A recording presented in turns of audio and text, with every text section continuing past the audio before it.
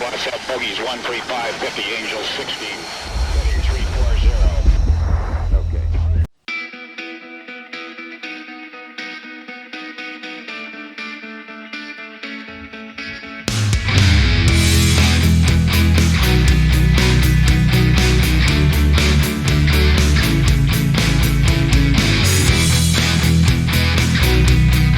Ketika membahas situasi keamanan terjal di Eropa Timur saat ini, hal yang tidak boleh dilupakan bahwa potensi invasi Rusia bisa menjadi perang dua front.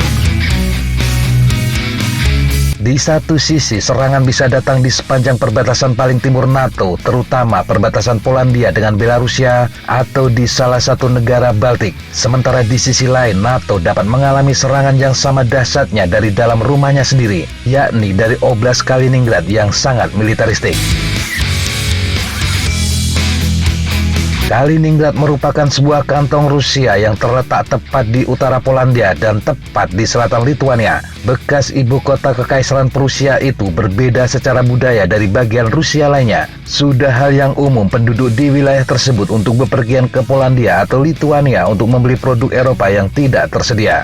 Hal ini terlihat sejuk dari luar, tetapi Kaliningrad menyimpan bahaya besar. Akhir-akhir ini Kaliningrad bahkan semakin menyerupai pulau senjata nuklir.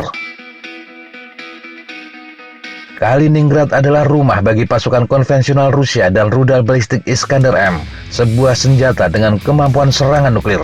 Apa yang perlu dilakukan Polandia dan Lithuania dalam menghadapi kedua front adalah menekan kemampuan ofensif dari Kaliningrad. Dalam situasi ini, kesiapsiagaan adalah segalanya. Jika Polandia dan Lithuania tidak siap untuk mempertahankan perbatasan mereka dengan Kaliningrad secepat perbatasan mereka berhadapan dengan Belarusia, mereka akan terjebak oleh pasukan Rusia yang bergerak di banyak sumbu. Tanpa sistem rudal Patriot, rudal Iskander akan sangat sulit ditekan. Dikembangkan sebagai bagian dari dorongan Moskow untuk memodernisasi angkatan bersenjatanya, Iskander diklaim sangat akurat dan mampu membawa hulu ledak nuklir. Diperkirakan mereka dapat melakukan perjalanan antara 500 hingga 700 km, jarak yang memungkinkan mereka untuk mencapai target yang diinginkan di Polandia dan Baltik. Iskander bukan satu-satunya ancaman dari Kaliningrad. Kontingan besar kapal perang Rusia ditempatkan di wilayah tersebut. Selain itu, jet tempur yang mampu membawa berbagai rudal jelajah juga kemungkinan berbasis di sana. Kepadatan konsentrasi peralatan ini berbicara banyak tentang kesiapan militer Rusia untuk memulai invasi ke satu atau lebih negara NATO di kawasan itu. Sebuah manuver yang hampir pasti akan membuat pasukan Barat kewalahan dalam menghadapinya. Pada saat yang sama, senjata di Kaliningrad memiliki tujuan yang jauh lebih strategis daripada yang ada di Rusia. Kaliningrad sangat kecil sehingga agak tidak praktis memasang pertahanan khusus untuk melawan senjata yang ditempatkan di dalamnya. Hal yang mungkin dilakukan adalah lebih baik menekan kemampuan tersebut di perbatasan daripada mencoba menetralisirnya terlebih dahulu di dalam Rusia. Sangat penting untuk menghindari situasi apapun yang akan menyebabkan pengambil keputusan di militer Rusia menyimpulkan bahwa tidak ada pilihan lain selain opsi nuklir. Ini membuatnya penting bahwa Polandia dan Lithuania memperoleh kemampuan untuk melawan rudal-rudal tersebut sesegera mungkin. Polandia memperoleh rudal Patriot dari Amerika Serikat, satu-satunya sistem yang bisa diharapkan menetralisir Iskander. Bagian pertama dari sistem Patriot tiba di Polandia pada awal 2021 dan tahap selanjutnya dijadwalkan akan dimulai pada tahun ini. Polandia juga telah membeli jet tempur F-35 dari Amerika Serikat dalam upaya untuk mendapatkan keunggulan atas pesawat Rusia. Kemampuan F-35 dalam hal intelijen dan pengawasan serta sulitnya terdeteksi radar menjadikannya pesawat tempur yang sangat dicari di antara sekutu Amerika.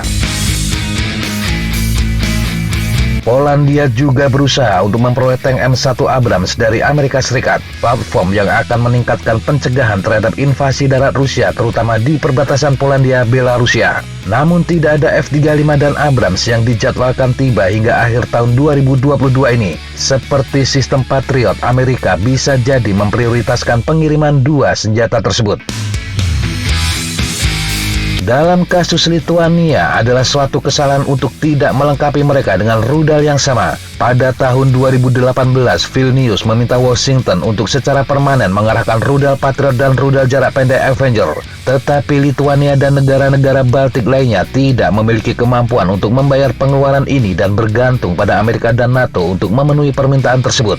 Hingga saat ini, Amerika dan NATO masih enggan mengerahkan pasukan permanen di Baltik. Hal ini karena khawatir dapat dilihat sebagai sikap agresif terhadap Rusia. Ini bukan berarti Baltik tidak dijaga. Meskipun kehadiran pasukan NATO tidak pernah permanen di sana, mereka secara konsisten datang dan pergi dalam beberapa tahun terakhir. 4 kelompok tempur seukuran batalion multinasional secara bergilir ditempatkan di Estonia, Latvia, Lituania, dan Polandia. Kelompok tempur ini masing-masing dipimpin oleh Inggris, Kanada, Jerman, dan Amerika Serikat. Pada saat yang sama, Polandia belum memiliki komponen lengkap dari rudal yang dibutuhkan untuk melawan Iskander. Selain itu, tidak ada negara Baltik yang menerima sistem senjata pertahanan dari NATO. Secara keseluruhan, ini adalah kelemahan NATO. Padahal negara-negara tersebut berada di garis depan dan paling rentan dari invasi Rusia. Demikian sahabat Jejatapa, informasi yang bisa kita sampaikan untuk kesempatan kali ini. Sampai jumpa di kesempatan yang berbeda. Tetap kunjungi kami di www.jejatapa.com dan www.flightjournal.com. Tetap semangat dan jaga kesehatan. Salam, fly like an eagle, fight like a falcon.